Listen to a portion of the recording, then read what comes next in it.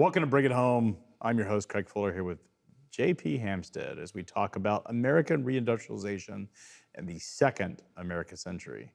Here we celebrate all of the great innovations, investments, ideas, and entrepreneurs that are doing fantastic things to secure America's future and ensure that American leadership continues to expand capitalism and industrial leadership around the world.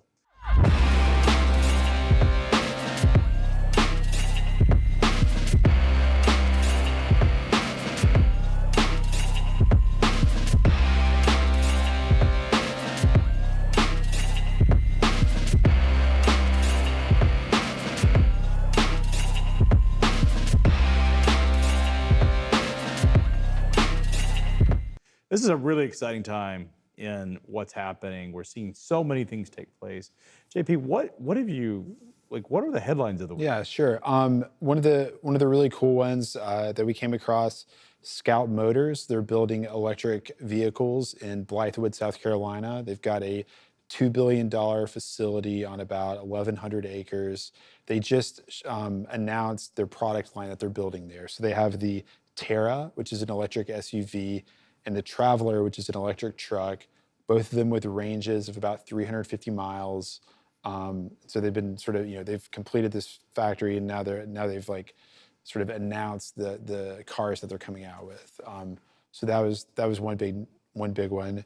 Again, another part of just sort of the electrification of the automobile industry. So much in the auto sector is taking place. It's really battery technology that's driving this.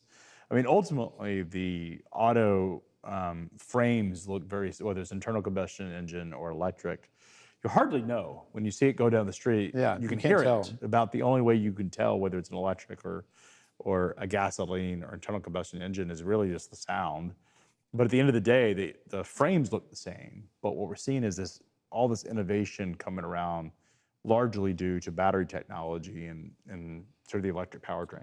Yeah, and they're also, I think the electric cars just have more high-tech interiors as well. I mean, Tesla kind of invented these like new ways to think about the console, to think about, controlling the car from your phone and software. It's also the software versions. software. I'm going to upload software in my operating system, which is now you're finding it in non-electric vehicles, but Tesla was the innovator there in terms of rather than changing the hardware, let me change the software out, and really exciting time. So it's interesting because there's another headline that actually, there's an article that came out in the New York Times, and this was sort of an election, right before the elections came out, focusing on North Carolina, but it was highlighting some research from the Brookings Institute, and it was saying that counties in the U.S. that were hit hardest by the so-called China shock when China entered the WTO in 2000.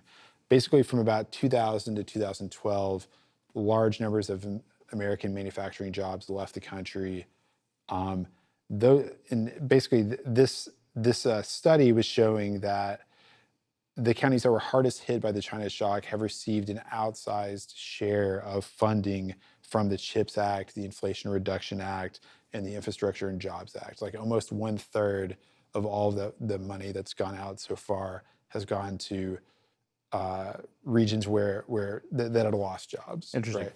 I do find it really interesting to talk about North Carolina. It's furniture is a big piece of the North Carolina economy, and textiles. I mean, those are the two things that really they lost out on. Bad. But what is really interesting about this is that North Carolina, probably to credit to its sort of government policies and state policies, but also its education system. I mean, it has arguably one of the best public education university systems in the entire country. That research triangle, which is Raleigh, Durham, North Carolina, has been really Duke, UNC Chapel Hill, and what's the Wake third? Forest. Wake Forest. Yeah, Wake Forest are all out there, and they've created just a fantastic place to create engineering talent, and they really doubled down on it. It's a part of the country that a lot of people have sort of don't pay attention to in terms of technology research, engineering, software, but they're well known for being a leader in that. Not to mention, North Carolina is a leading, believe it or not, a leading banking and financial state. Yes, that's right. Bank of America is headquartered in Charlotte, North Carolina.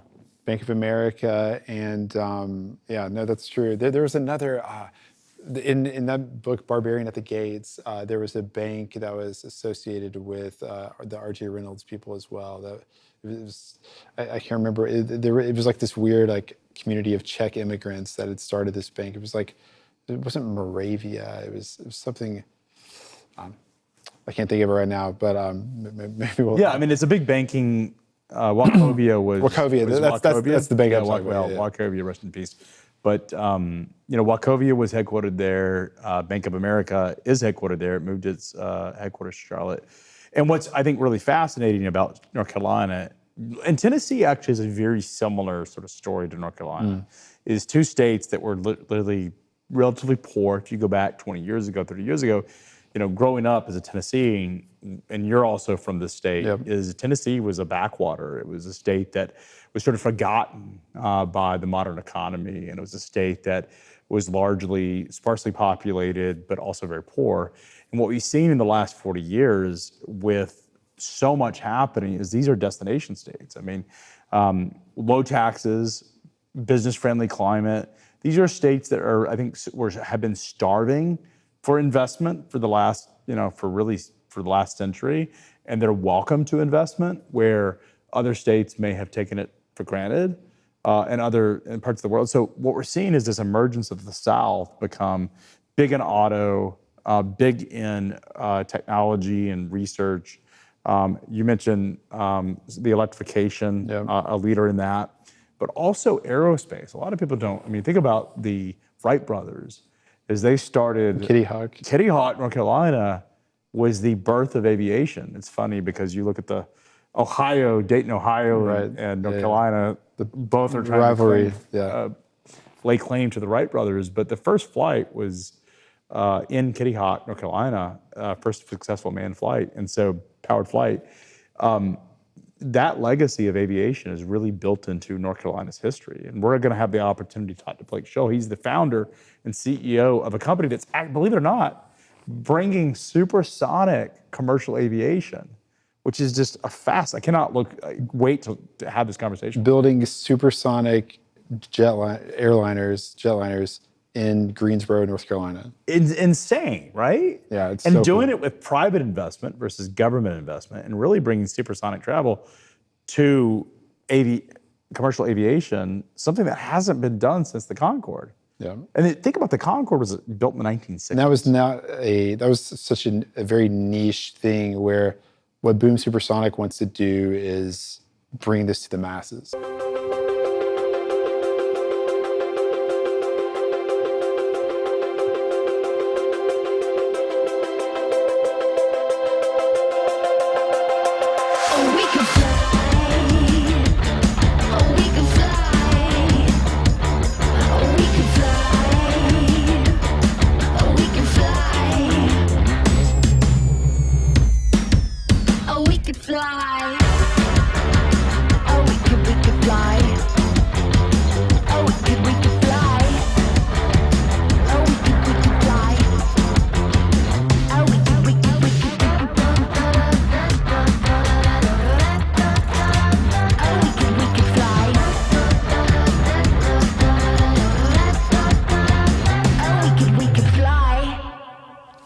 So JP, it's interesting talking about aerospace innovation, venture capital that have really driven, last couple of decades in the American economy has been driven by just so much that's happening.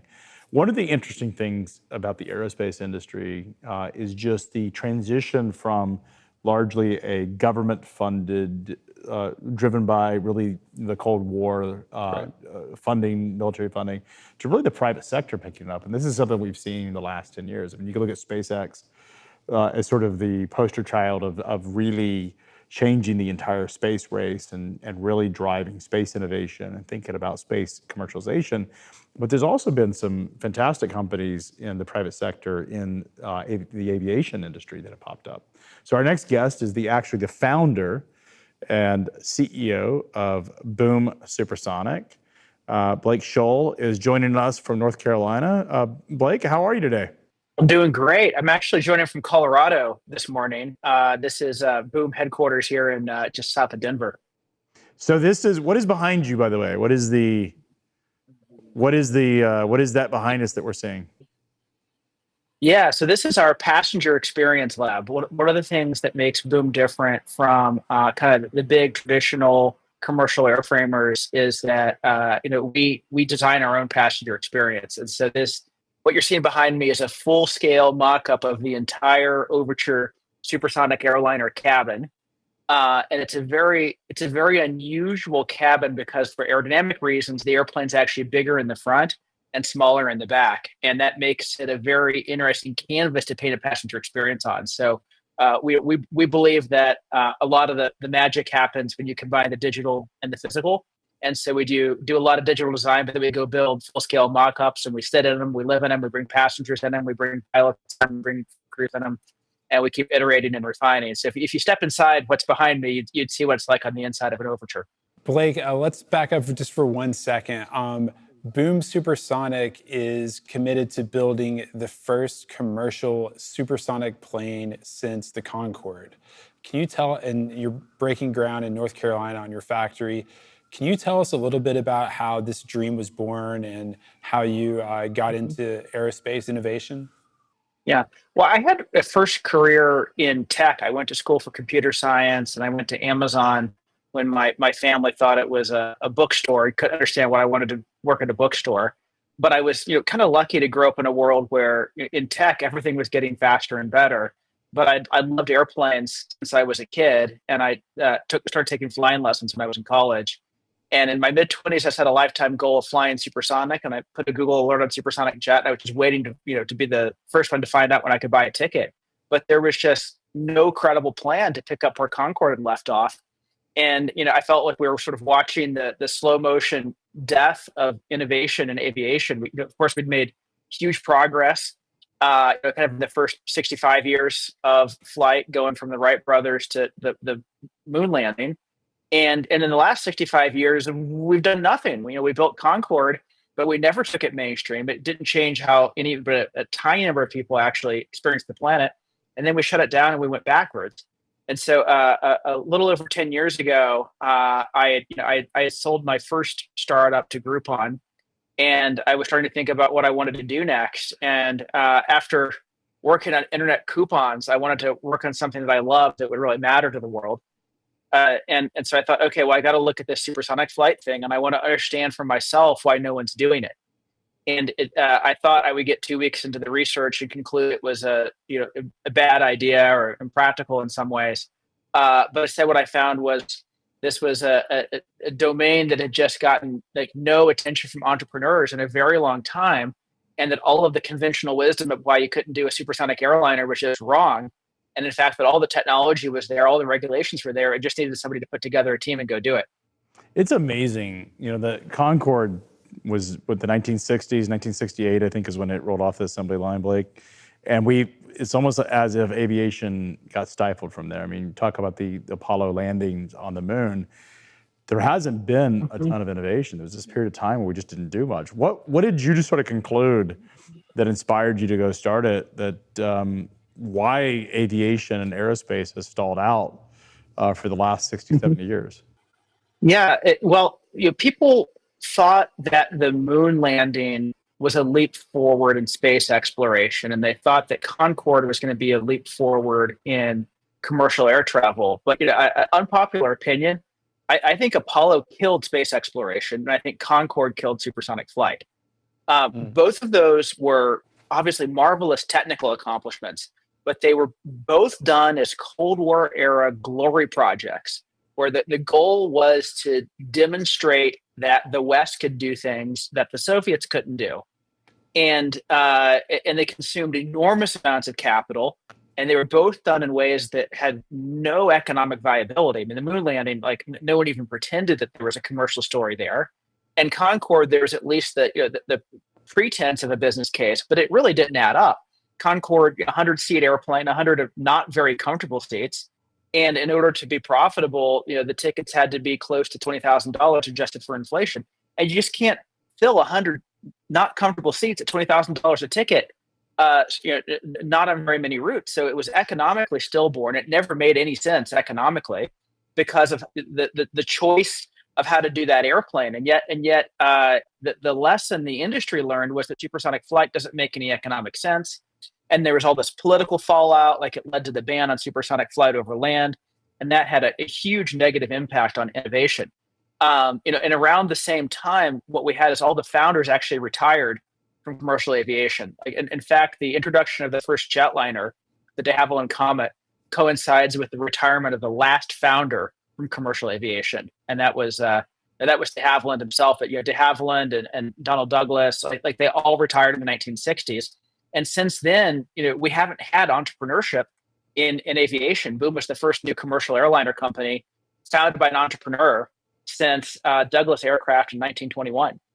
It's amazing to me that the Apollo landing on the moon was closer to the Wright brothers than we are today. Just put that in perspective. We to your point, Blake, we got all this innovation up to the space, all of this innovation with the Concorde, and we have stalled out. And I remember Blake and I have a lot in common in the sense that I was an aviation nut as a kid, and it was all the cool stuff that was out there. The military jets, there was still innovation in military, but hasn't been a lot of innovation in commercial aerospace.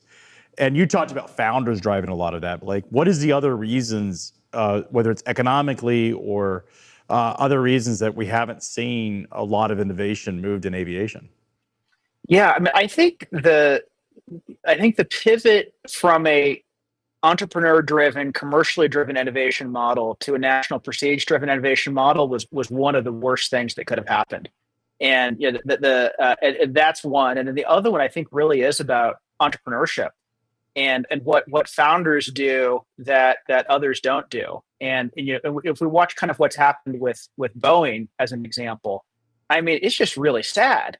But that company went through a period where it was founder led, and then it was led by people who were close to the founder and had learned from them. And then it got to a point where kind of the bean counters took over, and they stopped. Not only did they stop innovating, they stopped building new products, period. I mean, this year marks the 20th anniversary of the last time that Boeing launched a new product. And since then, they've only done iterations. And we all read the same headlines. Even the iterations of existing products haven't gone well. I mean, we've just watched the collapse of competence in commercial aviation, and it's it's scary as a passenger. It's scary as an American. Right now, estimates vary, but China's roughly 10 years behind Boeing. And if it keeps going that way, it means in 10 years they're caught up, and in 11 years they're ahead. And then we'll find that commercial aircraft manufacturing is going to go to Asia, just like semiconductors and electronics did. And once that happens, it's really, really hard to get it back. So we have to, I think as Americans, we have to do something about that. Yeah, we have like 10 versions of the 737. I mean, it went from the 737 to I think the MAX has been the most storied 737. The 787 was the last new commercial airliner that Boeing released, and it was plagued by cost overruns, and and then you have the political. I think it's still in the red, actually. You have the aerospace products, the A380, which was a sort of a view. I mean, Blake, the A380 strikes me as sort of the last great sort of push in the envelope in big commercial aviation that we've had. It was not viable by the time it actually was introduced. With the Airbus double decker. Yeah, that's the double decker. That was the A380 produced by Airbus, but it was an old relic of an old hub and spoke network where you have these sort of major hubs. A lot of airports can't even service the A380 because it requires just the terminal. 10-mile long. Well, it's not even the runway sides. It's just the terminals themselves can't accommodate it because it's so big. Yeah. So, Blake, but you guys are specifically focused on supersonic travel, which I think, both as a fan of innovation, as a pilot, that's the sexiest and most interesting part of it. What makes you think that you can make this financially viable? Well, first off, I think it's inevitable. Like 50 years from now, like it's not going to be that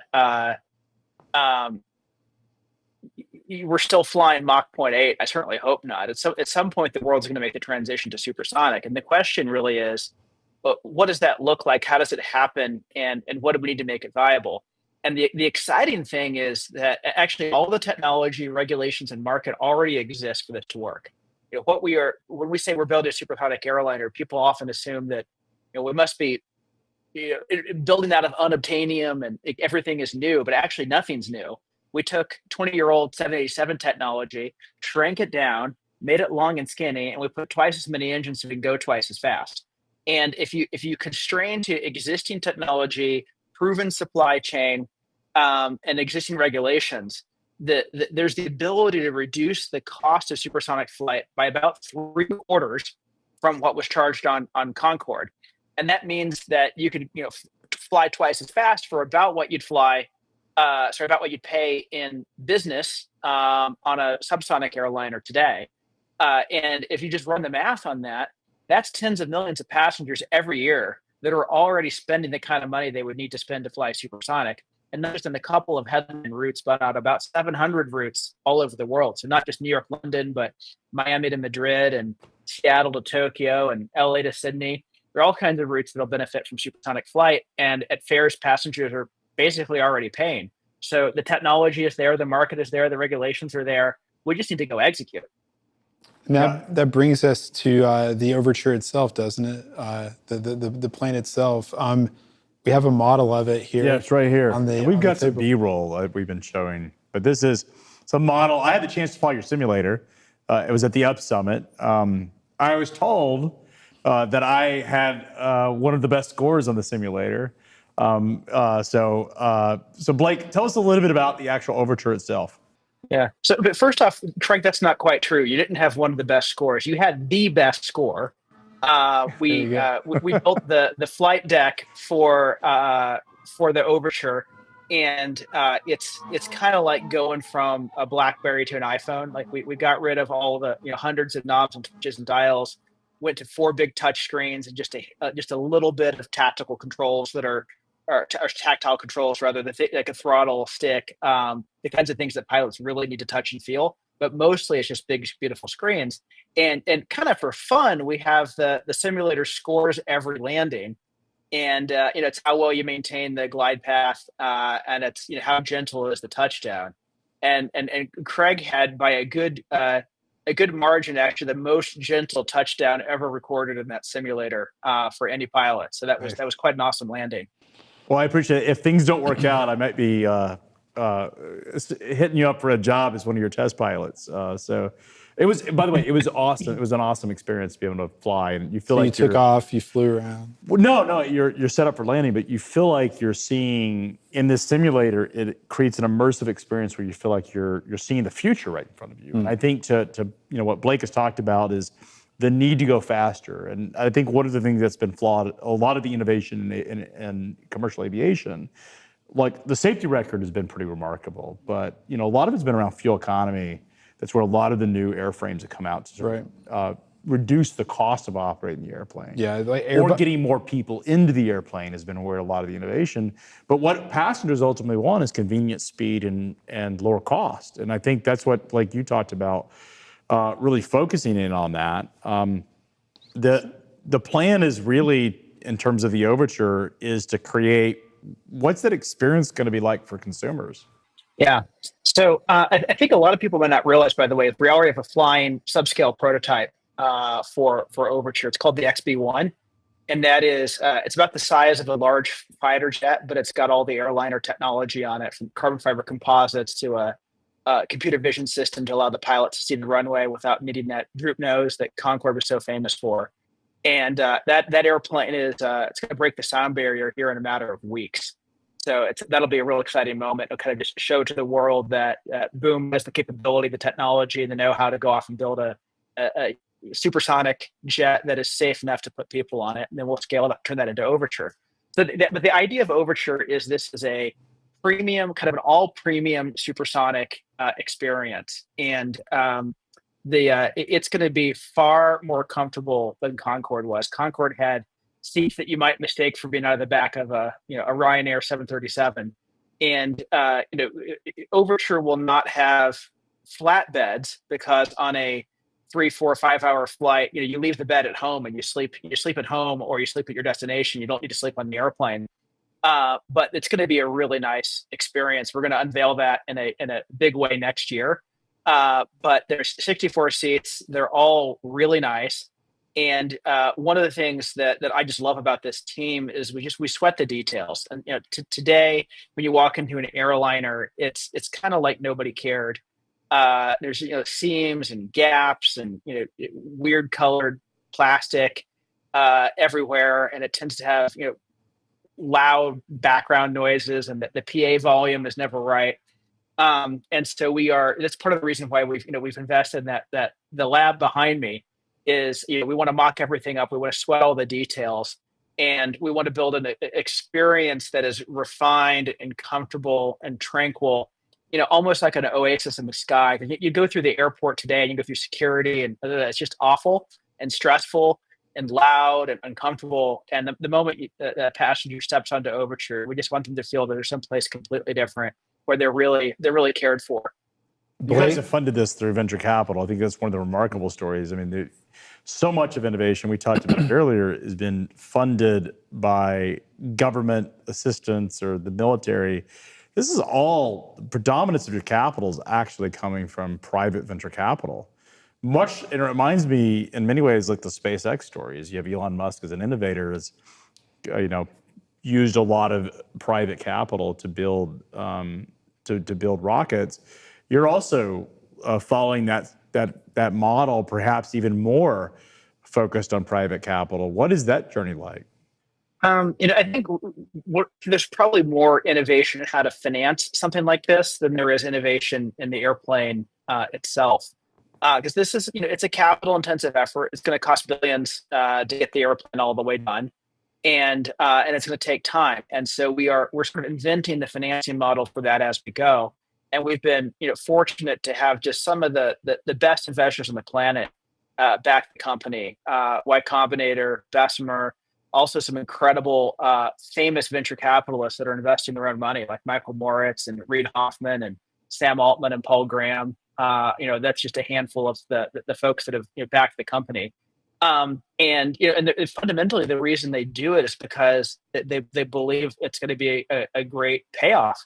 We're aiming here to build America's next great airplane manufacturer, and ultimately to transition the majority, if not all, of subsonic flying into supersonic. And so there's an opportunity here to not just do something that's important to America or important to the world, but also to build something of scale and significance that is a win for passengers, a win for airlines, and a win for all the investors that backed it.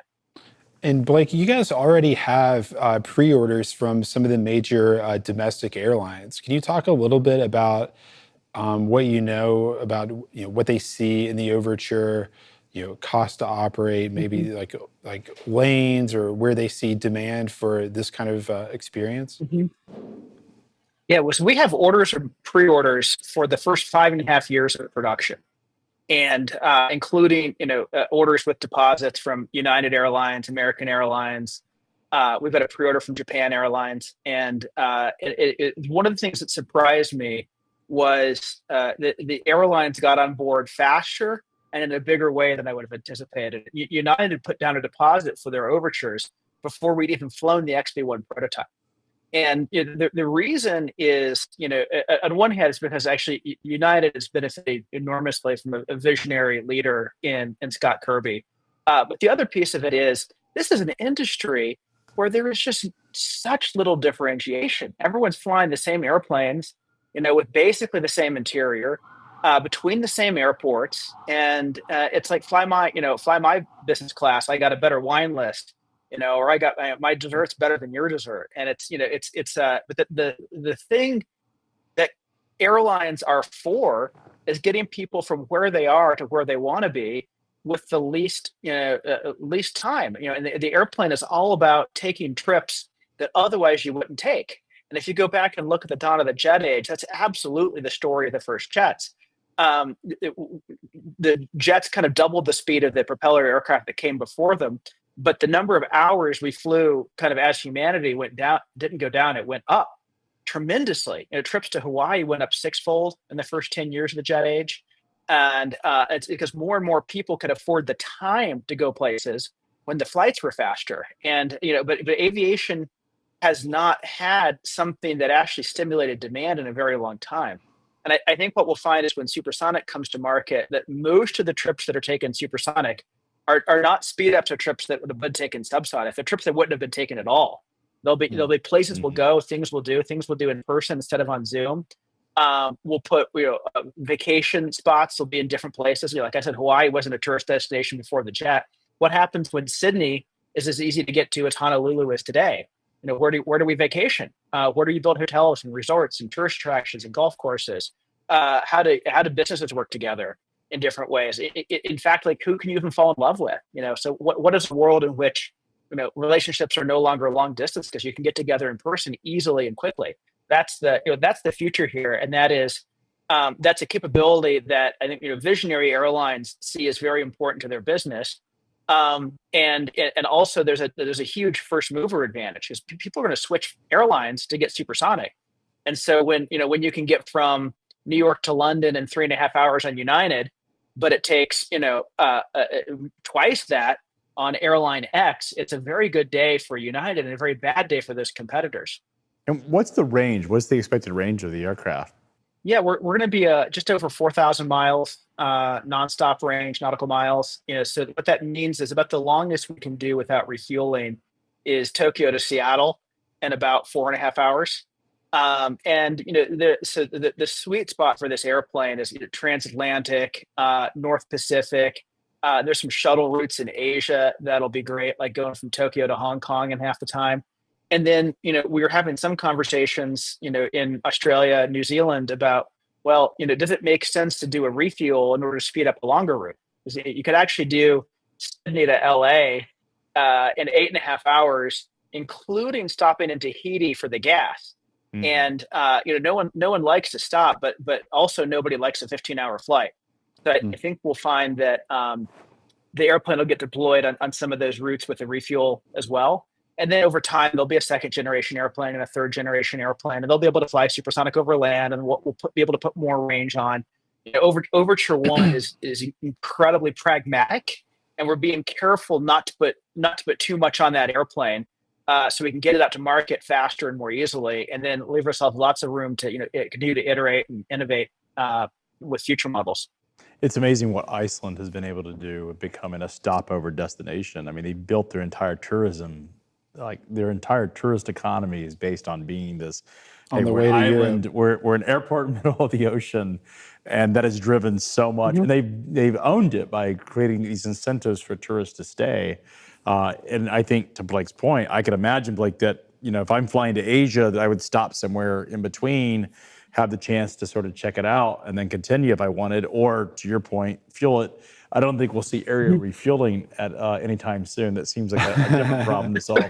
And besides, sitting on a plane. Every time I say supersonic midair refueling drone to my team, the eyeballs kind of roll back. So I agree with you. That would be cool, but it would not fit our pragmatism. Yeah, but it is interesting because I've done a lot of the Asia travel, and I think Blake made this point is like, you travel, whether it's to Australia or Asia, you're like, man, I've got to go for 10 days just to make it worth the travel. Yeah. That if you could go for 3 to 4 days, I don't. If you could get there in 5 hours or 4.5 hours, it's totally different. Flying from Tennessee to London's a 10-hour trip because of you have to fly through Atlanta. Flying from Newark we did the Newark to London trip. It's 5.5 hours. It's not that bad. It changes what you're willing to do when you can do it so quickly. And I think that's a pretty remarkable thing. One of the things we talk a lot about here, and the purpose of this show, of Bring It Home, is really the idea that this is the America's century, if you will. Again, sort of the second American century. You mentioned China's 10 years behind in aerospace. There's a lot of reasons structurally on why they are slower than the U.S., both culturally, regulatory. The airspace is not open. Pilots don't have a lot of experience. Just stories of folks that have flown in China, just how different it is than the United States. So we have not lost the lead in aerospace to China yet. You've mentioned that if we don't do something, there is the threat of that. But let's talk a little bit about why this will be a successful venture and why does the U.S. have the opportunity to win?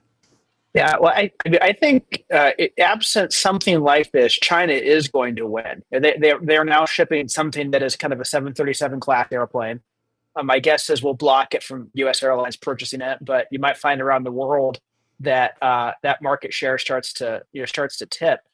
But I think the way we win is to innovate and to make sure that we invent and build and manufacture the next generation of commercial airplanes here. And we do the thing that America does best, which is innovate. And if we keep innovating and we get out of our own way in terms of red tape and restrictions and stuff that make it harder to build, if we could cut our own red tape and we keep innovating, then this is continue to be the place where the future of flight happens. You've chosen North Carolina for production. Tell us a little bit about why North Carolina specifically. Well, the Wright brothers chose North Carolina, and that went real well for them. But no, in all seriousness, there were some hard constraints and some soft constraints, and we looked at a whole bunch of places, and we were very, very happy to pick Greensboro to be the first super factory location for Overture. And one of the hard constraints is we wanted to be relatively close to the coast. You still can't fly supersonic over land in the U.S. That'll change someday. But what that means is we need to be able to get out over the open ocean and test every airplane supersonic before we hand over the keys to the airlines. And so being coastal mattered.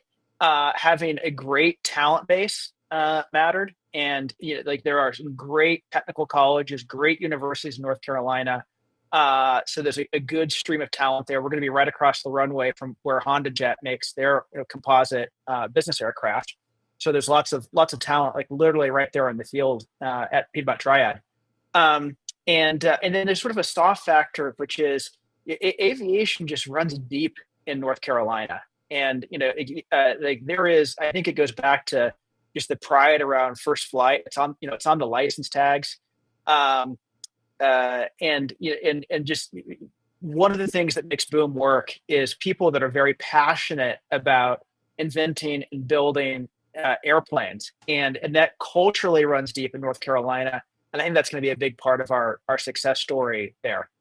When the super factory is complete and up and running at full production, what is it going to look like? How big will it be? How many people will be working there? And how many overtures do you think it will be producing? Yeah, well, we just did the ribbon cutting on Super Factory 1 in June, so that facility is complete now, and we're starting to install the first equipment inside it. The overhead cranes are going in. I think we've got one or two of them in already, and then in the next year or so, we're going to be starting to install test cells and tooling, and and getting ready to produce aircraft. And so Super Factory 1 is designed to do 33 aircraft per year. And we have plans to build Super Factory 2 and 3 potentially right there on the same site in Greensboro. And that would take us up to the ability to do 100 airplanes per year. And I think we will need to get to 100 per year in order to just not leave demand on the table, but to fill the orders we've got. And I think that the additional ones we're going to get as it turns out that people fly more when flights are supersonic. And what do you think about employment wise? Are you? Yeah, it's going to be on the order of a couple thousand jobs, and these are going to be like super high paying, high quality manufacturing jobs, high quality engineering jobs that supporting that operation. So it'll be a significant footprint. And then what about like the supply chain? Like how robust is the supply chain? Is this predominantly U.S. components and parts, or are you actually going to be sourcing from around the world? It's a global supply base, and I think that's smart for us in a whole bunch of ways. We basically looked and said, look, we're building Overture 1 out of 787 like technology, and so we want to use the suppliers that prove themselves well on that program. And as Boeing has pulled back on 787 production, it's actually created capacity in that supply chain that we could go get on great terms. So our fuselage is going to be manufactured in Naples, Italy by Leonardo on literally the same production line that builds 787 fuselages. The wings are coming from Spain, from Aeronova. The landing gear is getting designed and built by Safran in France. The fuel system is coming from Eaton in the UK. And yet there's also tons of American components as well. We're assembling our Symphony engines in San Antonio, Texas, with Standard Aero, and they're getting designed in West Palm Beach, Florida, by a team that is basically an ex-Pratt and Whitney team. So there's all kinds of components coming from all over the world for this airplane, and I find that fitting because supersonic flight is all about bringing the world closer together. And America is in the lead, but lots of other companies, lots of other countries, and great companies around the world are helping as well. And I think that will make it less of an international competition, the way Concorde was, and the political fallout from international competition from Concorde is one of the biggest reasons that we don't have supersonic flight yet. And so making Overture more of a global effort, I think, is going to increase our ability to make this successful. Is that largely, when you talk about competition, was that largely Boeing versus Airbus or British Aerospace and the sort of predecessor of Airbus? Was that sort of global conflict between those firms, or was it something broader than that? It was, so all of the 1960s supersonic projects were all government led. So it was competition between nations. And Concorde was a joint venture between the French and British governments. It was established by treaty in 1962. It's remarkable that ever worked, because usually when the French and British get together, it's a war, not an airplane. But they did manage to produce an airplane, not the right airplane, but they produced a very technically impressive airplane. The Soviets were building, what people now call Concordski, the Tu-144. It actually beat Concorde into the air, but was not as successful even as Concorde was. And then there was an American project that JFK championed that was managed by the FAA to create what was called the SST, the Supersonic Transport. And Concorde was Mach 2, 100 seats. The SST was going to be Mach 3 and 300 seats. And so this thing made even less sense economically, because there's just no way that you'd be able to find 300 people at a time who'd be able to afford to fly on it. And so around 1970, Congress pulled the plug on the SST. Concorde was still coming. Concordski was still coming. And that led to what was ostensibly about noise and environment, but I think was actually about protecting Boeing from European competition. There was just an effort to block Concorde. And that led to the ban on supersonic flight over land. And that is really the number one thing that's prevented supersonic flight from really developing. Because the first supersonic passenger aircraft should not have been a 100, 200, 300 seat airliner. It should have been a 5 or 10 seat supersonic private jet that's much smaller, but only need to fly coast to coast, and is much easier to make quiet from a sonic boom perspective. But if you can't fly supersonic over land, effectively that sort of minimum viable supersonic passenger jet is illegal. And so there's a whole what would have been development arc that would start with a supersonic private jet and ultimately result in a supersonic airliner that could just never get started because we banned it by accident, trying to protect Boeing from Concorde. Mm-hmm. Yeah, Blake, the Russians developed some supersonic technology that actually didn't make it past an air show. And one of the sort of legendary of Russian airplane innovation. Concorde had its own challenges and legacy of safety issues that we found out really at the end of its life, not only viability, but just the safety element. How are you guys thinking about safety and addressing some of the challenges that have existed as you really push the limits of physics? Yeah, so the Concorde had one fatal accident in 27 years of flying. And that for a 1960s airplane design, that's actually a good safety record. But by today's standards, the design would not be considered safe, and that would not be considered a good safety record. And so the bar has come way up. The industry has learned a lot about what it takes to design and build safe airplanes. And we've learned from that the Concorde accident, for those who don't know the story, had nothing to do with flying supersonic. It had to do with first off, some operational mistakes. That Air France crew was on the wrong runway. They were overweight for their takeoff. and then they ran over some debris that had fallen off of another departing aircraft, and it burst a tire, and that led to a series of mishaps that the crew didn't really handle perfectly, and it ended in tragedy. And so the way you fix that is you address every single piece of it. And so Overture, for example, it doesn't have two engines right next to each other. It's got four engines, and the two under each wing, and they're nicely separated, such that if one engine encounters a problem, it doesn't take out the one sitting right next to it. The fuel tanks are reinforced. We've reduced the takeoff speeds through optimizing low-speed aerodynamics, installing flaps and slats. And we've also gone from four-wheel trucks on the main landing gear to six-wheel trucks. All of that means there's less energy on those tires. So if you burst a tire, it's not going to have that chain reaction that it did on Concorde. And there's also all kinds of opportunity here to just add safety and software. So if the pilots are on the wrong runway for the current weather, they're going to get an alert right there on the flight deck. If they are over their takeoff weight, they're going to get an alert right there. They're not going to be able to do that by accident. And there are a zillion other things in the airplane, where the safety technology and safety understanding has just come very, very far from the 1960s. But there has never, never not on the Soviet airplane or not on Concorde was there ever an accident or a mishap that had anything to do with supersonic flight. It was all actually the subsonic stuff where they had issues. And it's mostly, the whole airplane is fly-by-wire, which is a technology that didn't exist when the Concorde came out. Concorde actually had the first fly-by-wire. It was an analog fly-by-wire, though, not a digital fly-by-wire. It was a very, very early system. And, Overture will be, one of the most advanced fly-by-wires. It'll be triplex, redundant, taking everything we've learned, from Airbus, which introduced fly-by-wire on the A320, as well as it's on all the newer Boeing aircraft as well. And one of the things is we actually get a chance to move the cockpit forward. Like you experience that in the simulator.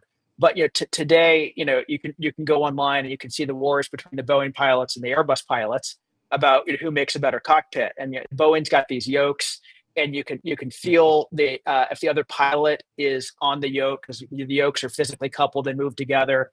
And also there's less automation. And pilots in charge of the airplane, but airplane doesn't have as much automated protection. If you go look at the Airbus cockpit, they've got these side sticks, and there's a lot more kind of automated protection in the Airbus cockpit. But by the way, if you and I are flying an Airbus together and we're on the stick at the same time, the sticks are just pure soft sticks like you'd find on your Xbox at home. And so you and I could be doing different things on the sticks, and we'd never know it physically. And so our philosophy on Overture for the cockpit has been that you don't have to choose between pilot really having connection to the co-pilot and to the airplane versus automation. So for example, if you and I are flying an Overture and I pull back on the stick, your stick is going to move too. And so if we're on the controls at the same time, we don't need some alert to go off to tell us that. We're going to feel it physically. And moreover, the pilot can do anything they want to do with the airplane, but the software's there to kind of have their back. So if we're pulling back and the nose is coming up and we hit kind of an appropriate angle of attack limit, we'll feel a soft stop on that stick. But if the pilot says, wait, I actually know what I'm doing. I really want more angle of attack here. They can just pull harder, go through that stop, and do exactly what they want to do with the airplane. So that connection between pilot and co-pilot is there in a very tangible, tactile way.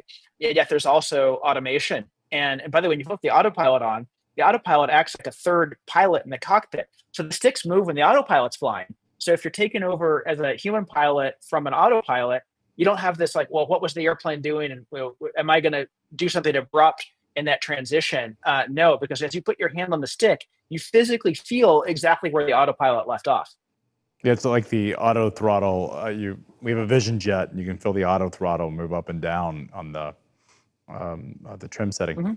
Mm-hmm. Blake, before we go, let's talk a little bit about timeline. You've got an ambitious timeline to get this into testing and production. Would love for you to sort of talk about what the expectations are from here.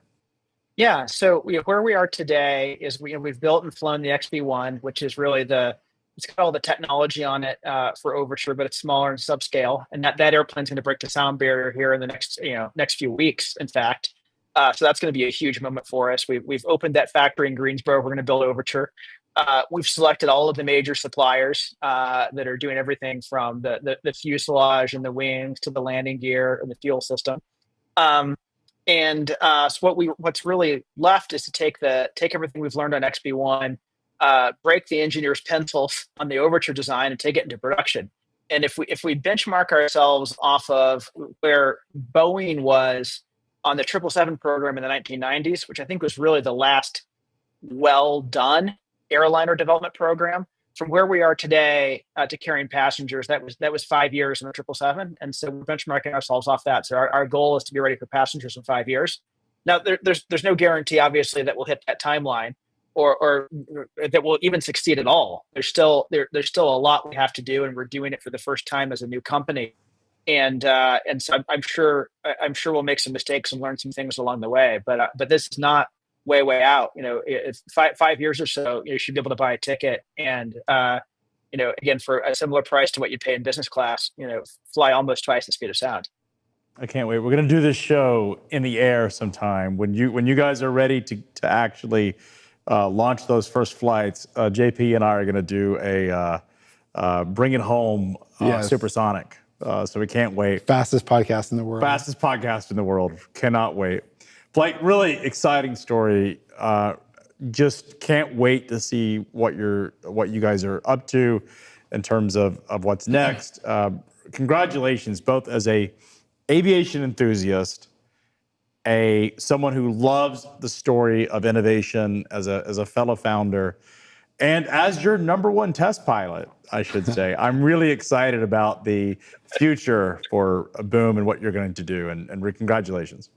Craig, appreciate you. JP, appreciate you. Great conversation, and it's good to have you on board metaphorically, and I'm looking forward to having you on board literally. Appreciate it. Thanks, awesome. Blake.